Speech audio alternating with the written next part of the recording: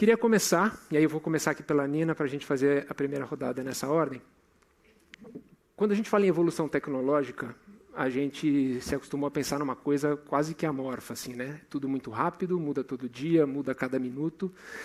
E eu tenho a sensação que se a gente não para olhar e falar assim, tá, mas que evolução tecnológica é essa? Onde é que a gente está hoje? Talvez a gente perca um pouco esse protagonismo de ter um olhar estratégico e falar como eu ajo diante desse contexto. Fica parecendo que você é só levado ali por um rebuliço, por uma onda. Então, vocês como especialistas em tecnologia, cada um com o seu foco aí, eu queria ouvir. Se vocês fossem de uma forma muito didática, contar para alguém e falar assim, esse é o momento que a gente está no mundo hoje em relação à tecnologia. Que palavras vocês usariam, como vocês descreveriam isso? Nina. Bom, boa tarde, gente. Obrigada pelo convite. Nossa, acho péssimo você começar por mim, porque eu vou começar trazendo uma palavra horrível para falar sobre o momento tecnológico. Eu diria 50% desastre, 50% oportunidade. E acho que quem conhece o meu trabalho não é novidade nenhuma que eu não consigo utilizar uma nova tecnologia só porque 100 pessoas, ou porque tem um texto no LinkedIn, ou porque saiu no ranking da Forbes, né? Aí também, como cientista da computação, eu tenho acompanhado o debate de inteligência artificial. Mas como você trouxe a evolução tecnológica, que a gente tem uma gama de outras tecnologias que não estão sendo faladas e compartilhadas, então é importante trazer uma contextualização de que o que nós estamos vivenciando agora, pelo menos no Brasil, é resultado de uma articulação, seja de política, seja de pesquisa, seja de ciência, seja de produção de evidências de outros países que a maioria está no norte global. Então, quando eu falo do desastre, é porque nós estamos acompanhando a implementação de tecnologias no Brasil que elas já foram implementadas em outros países há pelo menos 10, 15 anos atrás. Quando eu trago a oportunidade, e não no sentido mercadológico da palavra, mas no sentido de que, beleza, chegou aqui atrasado, 15 anos após diversos debates, diversos acontecimentos no norte global, o que nós vamos fazer com isso? E aí tem uma oportunidade de que é justamente você olhar a tecnologia do ponto de vista decolonial. Eu sei que essa palavra está na moda, mas talvez poucos sabem que o conceito de decolonialidade vem da América Latina e não o norte global. E é por isso que ela está em evidência no Brasil. A América Latina constrói o conhecimento não a partir de uma disputa de quem é melhor, Brasil ou Estados Unidos, ou Brasil ou Reino Unido.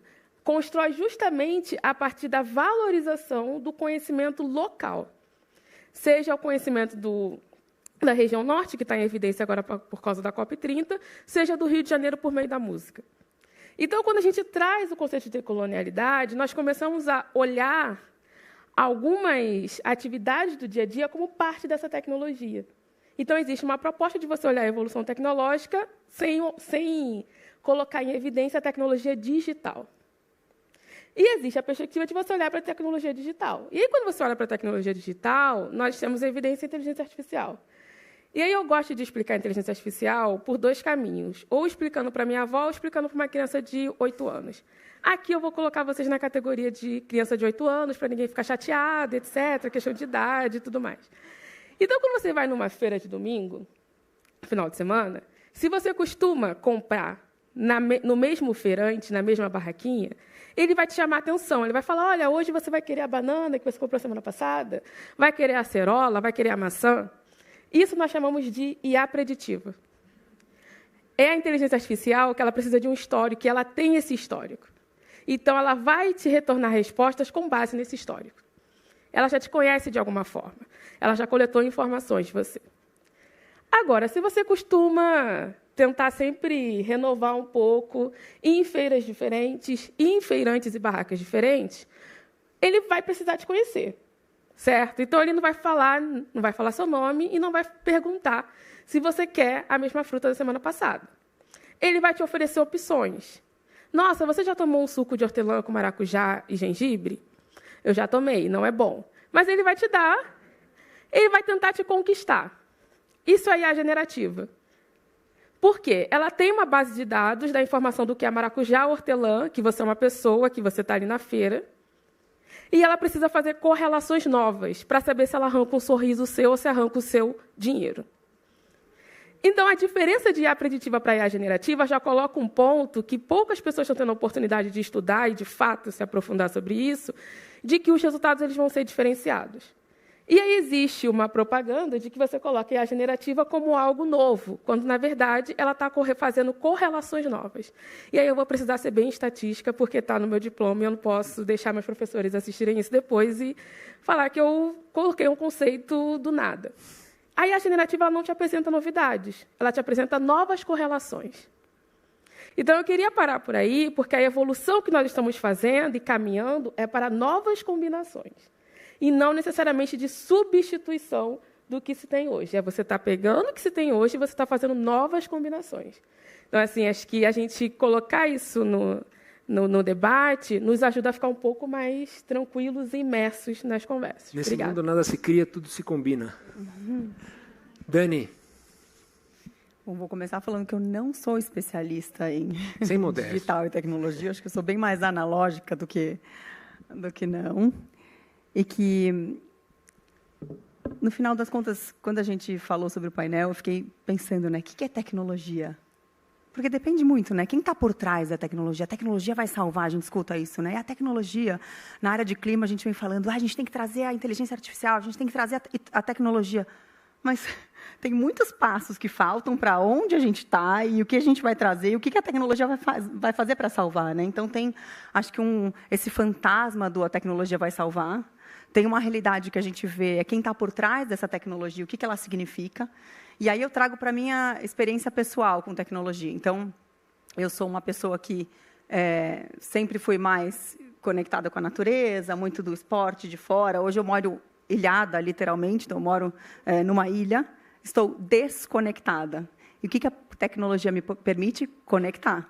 Então, eu consigo trabalhar da onde eu estou, porque a tecnologia me permite. E, ao mesmo tempo, eu tenho aí o Christian trouxe essa questão do temor dos pais, ou a armadilha dos pais, né? Meu filho mais velho tem 11 anos e ele pichou nas paredes da casa que ele quer um celular. Então, assim, eu fico me apavora. Tipo, eu venho de um lugar de medo tão profundo da tecnologia, profundo, assim, eu tenho medo da tecnologia. Eu acho que a gente vai, por todo esse medo, essa falta de capacidade de encarar o que a gente vai fechando a porta. Então, acho que, Nina, quando você traz esse lugar de existe algo que pode ser bom, a gente se tranquiliza, porque a gente está num mundo que falta tanta confiança. Falta confiança, né? A gente não está conseguindo construir confiança um com o outro. Quem está por trás dessa tecnologia, eu também não confio. Então, acho que é esse o lugar que me coloca, um lugar que, enquanto você não confia com quem está por trás, ou não entende quem é que está por trás, ou o que significa essa tecnologia, você vai partir de um lugar do medo. Né? Então, acho que, para mim, assim, essa é uma ambivalência. Né? Se a gente olha para a ótica de clima, revolução industrial, toda a tecnologia, os combustíveis fósseis, são o que causam, de certa forma, a crise climática. Por outro lado, a gente tem aí Johan Rockström mostrando como a América Latina e o Caribe lideram energias renováveis hoje, então, eólica e solar, como a gente está no topo da curva. Então, tem uma ambivalência muito grande, né? Uma possibilidade, acho que é esse 50% aí, né? Acho que todo mundo transita um pouco da sua forma pessoal por esse 50%, esse paradoxo que a gente está trazendo. Sim. Caio, deixar você fazer a tua primeira fala e a gente pega embalo na conversa. Legal. Então, primeiro, obrigado pelo convite, Vivo, Vitor, Lourenço, e obrigado a vocês também, que faltou um título bem importante, que é meu segundo doutorado na USP. Foi a USP que me colocou nessas universidades, então obrigado a vocês, o imposto que vocês pagam, me deram essa oportunidade. Tá? É sério, eu tenho muito orgulho da USP e das universidades públicas em geral. Obrigado. Indo para a pergunta, né, o paradoxo da tecnologia. Primeiro, queria pontuar que não há nada mais humano que a tecnologia, e por isso que ela é paradoxal. A tecnologia é a arte de reconhecer um problema e pensar numa solução. E isso é muito importante, porque a gente está no momento de discutir a solução. O problema é frio? Põe roupa, põe meia. O problema é estar apresentável, né, para um evento profissional? Põe aqui um blazer. É ver melhor? É o óculos, é se comunicar. Tem é o celular, por exemplo. Tem um pensador, Thoreau, um pensador americano, que lá em 1800 e bolinha, ele se retirou, viveu do lado de um lago chamado Walden, por 3 anos, ele escreveu um livro chamado Walden, E ele, numa passagem que é uma das minhas favoritas, ele fala assim, olha, a gente está colocando um esforço imenso em construir linhas de trem que vão do Texas ao Maine, né, do sul ao norte, telégrafo para chegar do novo mundo ao velho mundo. E a primeira mensagem que vai chegar é a rainha está com uma tosse. Né? E daí? A gente está criando meios melhorados para uma finalidade que a gente ainda não melhorou. Então, vindo para a nossa pergunta, onde que a gente está nessa evolução? É de definir qual o problema. Cada problema tem uma visão de mundo, uma ideologia. Você vai construir uma ponte para ligar comunidades, você vai construir uma bomba nuclear para que ninguém mexa com você. E dentro dos Estados Unidos agora, na administração presente, mas na verdade no país inteiro, tem uma disputa ideológica. E aí não estou nem falando de republicanos e democratas. Qual que é o serviço, qual que é o propósito da tecnologia? Tem um lado que fala assim, é ganhar da China. A gente precisa ganhar dessa corrida, que não tem final, né? Tem outros que falam assim, a gente precisa acelerar porque a tecnologia vai ficar super inteligente, a gente precisa desenvolver tecnologia que vai prevenir que a tecnologia nos mate, entendeu? E que fica nesse tecnocentrismo. E aí, quando a gente olha para o Brasil, quais são os problemas que a gente identifica? Porque não é só na camada ali de conteúdo, né? Na nossa interface com o ChatGPT. Essas empresas estão descendo até a mineração. Compram a Cobalt, que vai lá minerar na Zâmbia, né? Conectam os continentes, Projeto Monet, enfim. E aqui a gente olha para o Brasil pensando em soberania, e aqui soberania eu sei que está no jornal, mas eu estou usando no sentido de decidir quais são os problemas, quais são as soluções, quais as regras que vão valer aqui, para onde a gente vai. E eu acho que é essa situação onde a gente está. O que é o problema para nós aqui e qual solução nós queremos imprimir? Excelente, Caio.